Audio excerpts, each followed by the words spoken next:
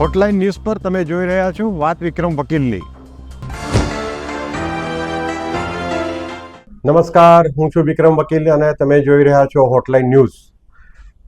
ગઈકાલના એપિસોડમાં આપણે જોયું કે વડોદરાને રાજુ રિસાલદારે કઈ રીતે ગ્રીપમાં લઈને આતંક ફેલાવ્યો હતો.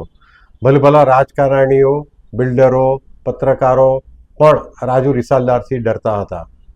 હવે આજના એપિસોડમાં આપણે થોડું આગળ વધીએ. એ વખતે રાજુ રિસાલદારનો ટેરર જ્યારે ટોચ પર હતો ત્યારે વડોદરાના પોલીસ કમિશનર MM મહેતાની બદલી કરીને એમને અમદાવાદ મૂકવાના હતા. એ સમયે વડોદરાના પોલીસ કમિશનર તરીકે આવવા માટે ઘણા બધા ઉમેદવાર લાઇનમાં હતા. વડોદરામાં આ પદ પર કોને મૂકવું એ માટે એ વખતના તત્કાલીન મુખ્યમંત્રી ચીમનભાઈ પટેલના ખાસ બિલ્ડર નક્કી કરવાના હતા કે વડોદરાના પોલીસ કમિશનર તરીકે કોણ આવે. એ બિલ્ડર ઉપરાંત બીજા એક ચીમનભાઈ પટેલના સાથી વડોદરાના હતા. એ બે જણનું નામ ચર્ચાતું હતું કે આ બંને જણા મળીને નક્કી કરશે. ત્યાં અચાનક જ એક ત્રીજું નામ પણ આવ્યું કે એની મરજી પણ ચાલશે વડોદરાના પોલીસ કમિશનર કોણ બનશે એ માટે. એ નામ હતું રાજુ રિસાલદારનું. આ બંને બિલ્ડરોએ ભેગા થઈને રાજુભાઈને ખુશ કરવા રાજુની સલાહ માંગી કે રાજુભાઈ તમે કહો એને આપણે પોલીસ કમિશનર તરીકે મોકલીએ. હવે એ વખતે એક સાઇડ ટ્રેક થઈ ગયેલા અધિકારીને વડોદરાના પોલીસ કમિશનર બનવું હતું એટલે ગાંધીનગરની મહેરબાનીથી એમનું નામ લગભગ નક્કી થયું અને વડોદરામાં એક બિલ્ડરના ઘરે એક મિટિંગ થઈ. એ મિટિંગમાં એ ભવિષ્યના બંદાર પોલીસ કમિશનર IPS ઓફિસર, પેલો બિલ્ડર અને રાજુ રિસાલદાર 3 હાજર હતા. રાજુએ પોલીસ કમિશનર સાથે શું વાત કરી આપણને ખબર નથી, બિલ્ડરે પોલીસ કમિશનર સાથે શું વાત કરી આપણને ખબર નથી, પરંતુ એ મિટિંગમાં પોલીસ કમિશનરનું નામ એપ્રુવ થઈ ગયું અને રાજુ રિસાલદારે વણલખો એક સિક્કો મારી દીધા પછી નવા પોલીસ કમિશનરની વરણી થઈ. હવે આગળની વાત જોઈએ આપણે. અમે જ્યારે રાજુ રિસાલદારની સ્ટોરી કરી ત્યારે એના 5 વર્ષ પહેલા વડોદરાના રાજકારણમાં ક્યાંય પણ રાજુ રિસાલદારનું નામ નહોતું. 5 વર્ષ પહેલા થિયેટરના એટલે અમે જે લખ્યું એના વિશે વિગતે એના માટે લખ્યું 1993ના 5 વર્ષ પહેલા થિયેટરો પર કાળા બજાર કરતા રાજુએ વડોદરાના ક્રિમિનલ વકીલોને સાથે સંબંધ કેળવ્યા. આ વકીલો સાથે કેટલાક વકીલો સાથે સંબંધ બાંધીને રાજુએ જે ગુનેગાર હતા, બેકાર યુવાનો હતા, એમને જામીન અપાવવાનો શરૂ કર્યો. એટલે આપોઆપ છે કે આ યુવાનો રાજુ રિસાલદારની ઓબ્લિગેશનમાં હેઠળ આવી જાય અને ધીમે ધીમે રાજુ રિસાલદારે મોટે ભાગના આવા મહારાષ્ટ્રીયન યુવાનોનું એક જૂથ બનાવ્યું અને આ જૂથે વડોદરામાં દારૂના ધંધા સાથે સંકળાયેલા કહારો સાથે સીધી દુશ્મનાવટ લઈ લીધી. એ પહેલા કેટલાક કહારો અને વડોદરાના દારૂનો અડ્ડા ચલાવનારાઓ વચ્ચે સાંઠગાંઠ હતી અને એટલા માટે એનું કહાર ગ્રુપ કહેવાયું. હવે રાજુ રિસાલદારના માણસો પણ આ ગ્રુપ સામે મેદાને પડ્યા અને છેવટે જ્યારે અશોક ભોગીલાલ પટેલનું મર્ડર થયું, હત્યા થઈ, ત્યાર પછી રાજુ રિસાલદાર પાસે સંપૂર્ણ વર્ચસ્વ આવી ગયું વડોદરાના 2 નંબરના ધંધા ઉપર. બુટ કેપ્ચરિંગથી માંડીને આપણે દારૂ કે બીજા સટ્ટા, ગેરકાયદેસર બાંધકામ, દરેક 2 નંબરની વસ્તુ રાજુ રિસાલદારની પરવાનગી વગર કોઈ કરી શકતું નહોતું. 1989માં રાજુ રિસાલદારના માણસોએ યુનિયનના નેતા નિંબાલકરનું ખૂન કર્યું અને વડોદરાના ઉદ્યોગના યુનિયનમાં પગ પેસારો કર્યો. નિંબાલકરના ખૂનના ફરિયાદી અને 2 સાક્ષીઓના પણ ખૂન થઈ ગયા. લોકોમાં રાજુની ધાક એટલી બધી વધી ગઈ કે રાજુ રિસાલદાર જે કોઈ ગુનો કરે એના સાક્ષી તરીકે પણ કોઈ આવવા તૈયાર નહોતું, કારણ કે સાક્ષીને પણ કોઈ સલામતી લાગતી નહોતી અને એના કારણસર ધીમે ધીમે કોર્ટમાંથી રાજુના માણસો આરામથી છૂટી જવા માંડ્યા અને એને કારણે રાજુને એક પ્રકારનું આકર્ષણ પણ સ્થાનિક કેટલાક યુવાનોમાં ઊભું થયું. અશોક ભગીલાલની હત્યા વખતે જે સ્થળ પર હાજર હતા, જેમણે હત્યા થતી જોઈ હતી, એ IPS અધિકારી પણ જો કોર્ટમાં એમ કહેતા હોય ફરી જઈને કે મેં કંઈ જોયું નથી, મને કંઈ જ ખબર નથી, તો સામાન્ય માણસ, સામાન્ય સાક્ષી પાસેથી તો આપણે શું બીજી અપેક્ષા રાખી શકીએ. અશોક ભોગી મર્ડર કેસના બધા જ આરોપીઓ નિર્દોષ છૂટી ગયા પુરાવાના અભાવે અને એમાંથી લગભગ દરેક પછીથી રાજુ રિસાલદારની ગેંગમાં જોડાયા અને એમાં તો કેટલાક તો પહેલા રાજુ રિસાલદાર સાથે જ હતા.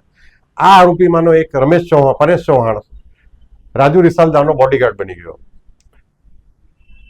એમ કહેવાય છે કે એ વખતે પોલીસ અધિકારીઓ અને રાજકારણીઓ સિવાય કેટલાક પત્રકારો પણ રાજુ રિસાલદારના દરબારમાં હાજર રહેતા હતા. રેલવે યુનિયનની ક્રિકેટ મેચના સમારંભમાં પોલીસ કમિશનર અને રાજુ રિસલદાર એક જ મંચ પર બેઠા હતા. હું અને પત્રકાર અનિલ દેવપુરકર રાજુ રિસલદારને જ્યારે મળ્યા વડોદરામાં એના બગીખાનાના બંગલે, ત્યારે અમે એની મુલાકાત લીધી હતી. એ મુલાકાતમાં અમારા સવાલના જવાબો એણે શું આપ્યા હતા એ તમને જરાક એ વખતની વાત વાંચીને સંભળાવો. અમે રાજુ રિસલદારને પૂછ્યું હતું કે વડોદરામાં શિવસેનાની સ્થાપનાનો હેતુ શું છે. રાજુએ કહ્યું હતું કે વડોદરામાં વારંવાર કોમી તોફાનો થતા હતા. અમે વિચાર્યું કે હિન્દુઓને એક કરવા હશે તો શિવસેનાની સ્થાપના જરૂરી છે. અમે રાજુને પૂછ્યું કે તમે મુસ્લિમ વિરોધી છો? તો રાજુએ કહ્યું કે મુસ્લિમો જો અમારી સામે કામ કરતા હોય તો મુસ્લિમો સામે કામ કરવામાં મને વાંધો નથી. આમ છતાં અહીંના તાઈવાડા વિસ્તારમાં કોર્પોરેશનની ચૂંટણીમાં અમે મુસ્લિમ ઉમેદવારને ઊભો રાખ્યો છે. અમારી સામે ભાજપ કે કોંગ્રેસનો કોઈ ઉમેદવાર ઊભો નહીં રહે એવું મુસ્લિમોએ પોતે નક્કી કર્યું છે. પછી અમે પૂછ્યું કે ન્યાય મેળવવા કે ઝઘડાની પટાવટ કરવા માટે તમારી પાસે લોકો કેમ આવે છે? તો રાજુએ કહ્યું કે કારણ કે કોર્ટ કરતા મારે ત્યાં ઝડપથી ન્યાય મળે છે. એણે આગળ કહ્યું કે તમને એક દાખલો આપું. છૂટાછેડાના એક કેસમાં નવસારીનો એક છોકરો એની પત્નીને અન્યાય કરતો હતો. છોકરી અમારી પાસે આવી એટલે અમે છોકરાને બોલાવીને એમની દીકરીના નામે 1 લાખ રૂપિયા બેંકમાં મુકાવ્યા. આવું રાજુનું કહેવું હતું. પછી અમે એને સવાલ પૂછ્યો, તમે લોકો ધાક ધમકી આપીને સમાધાન કરાવો છો, એ વાત સાચી ને? ત્યારે રાજુએ કહ્યું, ધાક તો હોવી જરૂરી છે અને આ વાત સાચી પણ છે, પરંતુ સામેવાળાના વલણ પર પણ એનો આધાર છે. ખોટી ધાક ધમકીમાં હું માનતો નથી. અમારી ધાક છાપાઓએ ઊભી કરી છે. છેલ્લા તોફાનોમાં 8 થી 16 મુસ્લિમો મર્યા ત્યારે દરેક વખતે શિવસેનાનું નામ છાપામાં આવતું હતું, પરંતુ છીપવાડામાં નિર્દોષ છોકરીને લઘુમતીવાળોએ સળગાવી તો અમે સામેના 3ને માર્કેટ વિસ્તારમાં પાડી દઈને બદલો લઈ લીધો. એ કિસ્સામાં શિવસૈનિકોની ધરપકડ થઈ હતી, પરંતુ એ ધાક લોકોના ભલા માટે હતી.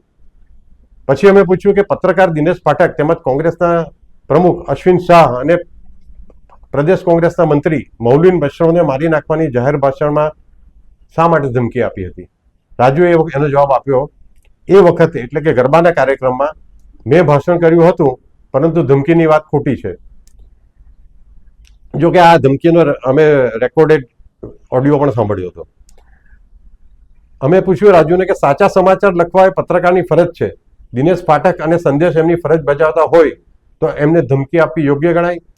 રાજુએ એના જવાબમાં કહ્યું, વડોદરામાં 3 છાપાઓ છે, એમાંથી ફક્ત સંદેશમાં જ અમારી સામેના સમાચારો મોટા અક્ષરે આવે છે. મને સંદેશ સામે વાંધો નથી, દિનેશ પાઠકના લખાણ સામે વાંધો છે. અમને ખોટી રીતે બદનામ કરવાનો પ્રયત્ન કઈ રીતે ચલાવી લેવાય? તમારા માણસો, અમે પછી પૂછ્યું રાજુને કે તમારા માણસો જો નિર્દોષ હોય તો પછી પાસા હેઠળ એમની અટકાયત કઈ રીતે થાય છે? રાજુએ કહ્યું, કોમી તોફાનો દરમિયાન જેઓએ ગુના કર્યા હોવાનું કહેવાય છે એ બધાની પાસા હેઠળ અટકાયત થઈ છે.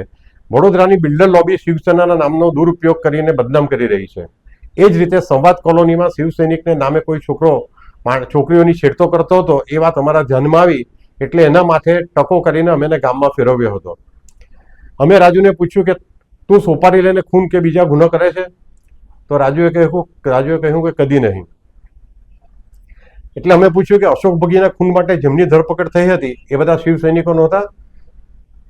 ત્યારે રાજુએ કહ્યું કે અશોક ભોગીના ખૂન માટે જેમના પર આરોપ હતો એ બધા મારા જૂના મિત્રો હતા, એટલે મારી પાસે ફક્ત મદદ માટે આવ્યા હતા. મેં એમને મદદ કરી એટલે સેનાનું નામ બદનામ થયું. પછી એટલે મેં તરત એને કાઉન્ટર ક્વેશ્ચન કર્યો, એટલે તું હિંસામાં માને છે એમ? ત્યારે રાજુએ કહ્યું કે હા, હું હિંસામાં માનું છું. જો સમાધાનથી વાત ન પતે અને સામી વ્યક્તિ હિંસા કરવાની તૈયારી કરે તો હું હિંસા કરું જ. કોમવાદી તોફાનો ચાલતા હોય ત્યારે હિંસા જરૂરી બને છે. અમે એને પૂછ્યું કે વડોદરામાં તારા દુશ્મનો કોણ કોણ? ત્યારે રાજુએ કહ્યું, હું કોઈને મારા દુશ્મન નથી માનતો, બીજું કોઈ મને દુશ્મન માનતું હોય તો એ અલગ વાત છે. અમે પછી રાજુને એક અગત્યનો સવાલ પૂછ્યો, તમારી આવકનું સાધન શું છે? રાજુએ ગોળ ગોળ જવાબ આપતા કહ્યું કે મારે બાંધકામનો ધંધો છે. અને સૌથી અગત્યનો સવાલ પછી અમે રાજુને એ પૂછ્યો કે મુખ્યમંત્રી ચીમનભાઈ પટેલ સાથે તારે કેવા સંબંધ છે? ત્યારે રાજુએ ડિપ્લોમેટિકલી જવાબ આપ્યો, લોકો વાત કરે છે એટલા સારા તો નહીં જ. પછી અમે એને પૂછ્યું, તને સત્તામાં રસ છે? તો એણે કહ્યું, મને રાજકીય સત્તામાં રસ નથી, પરંતુ શિવસેનાના પ્રમુખ તરીકેની સત્તામાં મને રસ ખરો. અમે એને પૂછ્યું, બાળ ઠાકરેની સલાહ તમે લો છો? એટલે તે વખતે બાળ ઠાકરે શિવસેનાના રાષ્ટ્રીય પ્રમુખ હતા. ત્યારે રાજુએ કહ્યું, જરૂર, પરંતુ અડધી રાત્રે મારી પીઠમાં જો કોઈ રિવોલ્વર દબાવે તો 2 રિવોલ્વરની ગોળીઓ એના શરીરમાં ખાલી કરવા માટે હું સાહેબને પૂછતો નથી, એટલે કે બાળા સાહેબને પૂછતો નથી. મને ખબર છે કે એમાં એમની સંમતિ જ હોય. પછી એને પૂછ્યું, અમે કોર્પોરેશનની ચૂંટણીમાં લોકો તમને મત આપશે? ત્યારે રાજુએ કહ્યું કે અમે ઓછામાં ઓછી 25 જેટલી બેઠકો જીતીશું, એનો મને વિશ્વાસ છે. રાજુ રિસાલદારે નવરાત્રી દરમિયાન ખુલ્લેઆમ 2-3 જણાને ધમકી આપી હતી. એમાંથી એક સંદેશના નિવાસી તંત્રી દિનેશ પાઠક પણ હતા. દિનેશ પાઠક અવારનવાર રાજુ રિસાલદારને નહીં ગમે એવા સમાચાર છાપતા હતા. દિનેશ પાઠકને ધમકી મળ્યા પછી વડોદરાની દરેક વ્યક્તિએ એ ધમકીને ગંભીરતાથી લીધી હતી, અને સ્વાભાવિક છે દિનેશ પાઠકે પણ અને એમના કુટુંબીજનોએ પણ એ ધમકીને ગંભીરતાથી લીધી હોય. 22મી મેની સાંજે દિનેશ પાઠક પોતાની ફિયાટ મોટરમાં એમના ડ્રાઈવર રાજુ કહાર અને બોડીગાર્ડ પરિમલ ભટ્ટ સાથે સંદેશ ઓફિસની બહાર પહોંચ્યા. દિનેશભાઈ તેમજ પરિમલ કારમાંથી ઉતર્યા અને મકાનના કમ્પાઉન્ડમાં પ્રવેશ્યા. દિનેશભાઈ ઓફિસ તરફ આગળ વધતા હતા ત્યારે એક યુવાન એમની પાસે આવ્યો અને કહ્યું કે મારે નોકરીની જરૂર છે અને એને માટે મારે તમને મળવું છે. દિનેશભાઈએ પેલા યુવાનને સારા ઉદ્દેશથી કહ્યું કે ચાલ મારી ઓફિસે જઈએ, આપણે બેસીએ ત્યાં, અને તેઓ લોકો ઓફિસ તરફ જવા માંડ્યા. પેલા યુવાને એકાએક જ સંતાડેલું રામપુરી ચાકુ કાઢીને દિનેશભાઈની છાતીમાં ઘા કરી દીધો. દિનેશભાઈ પર હુમલો થતો જોયો એટલે રાજુ અને પરિમલ દિનેશભાઈની મદદે દોડ્યા. એટલામાં તો આજુબાજુમાં સંતાયેલા 14 થી 15 માણસો તલવારો, ગુપ્તી અને લોખંડના સળિયા જેવા હથિયારો લઈને દિનેશભાઈ પર તૂટી પડ્યા. દિનેશભાઈના શરીર પર 40 જેટલા ઘા કરવામાં આવ્યા. એમના કાન અને આંગળીઓ કાપી નાખવામાં આવ્યા. દિનેશ પાઠકનું સ્થળ પર જ મૃત્યુ થયું. ખૂન કરનારાઓ રિક્ષા અને સ્કૂટર પર બેસીને ભાગી ગયા. ગુજરાતી પત્રકારત્વના ઇતિહાસમાં દિનેશ પાઠક જેવા પાવરફુલ પત્રકારની હત્યાનો પહેલો જ બનાવ હોવાથી ગુજરાતના પત્રકારો હલી ગયા હતા. ત્યાર પછી શું થયું એ આપણે આવતીકાલે જોઈશું. થેન્ક યુ, નમસ્કાર. આવા પ્રકારના વિડીયો તમને જોવા ગમતા હોય તો હોટલાઇન ન્યૂઝ ચેનલને લાઇક, શેર અને સબસ્ક્રાઇબ કરો.